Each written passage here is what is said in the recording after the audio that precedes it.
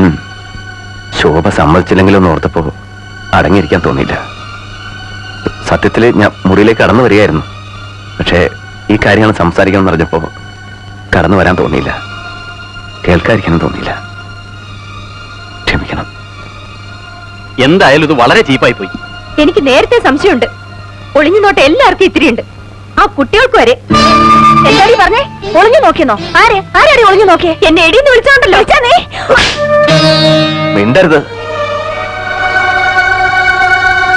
എനിക്കൊരു തെറ്റ് പറ്റിപ്പോയി. അതുകൊണ്ട് പറഞ്ഞ സംഖ്യ തരാതിരിക്കരുത്. ഞാൻ തിരിച്ചെന്നോളാം. അത് തരാം, പക്ഷെ ഇതിനി ആവർത്തിക്കരുത്.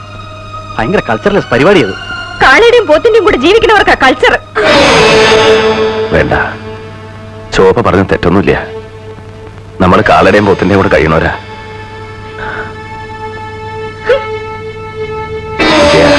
അപ്പോ ഏട്ടനവരോട് വരാൻ പറയട്ടെ.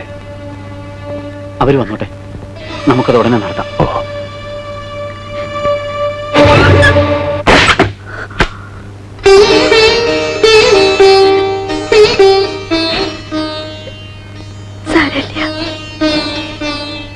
സാരല്ലേ.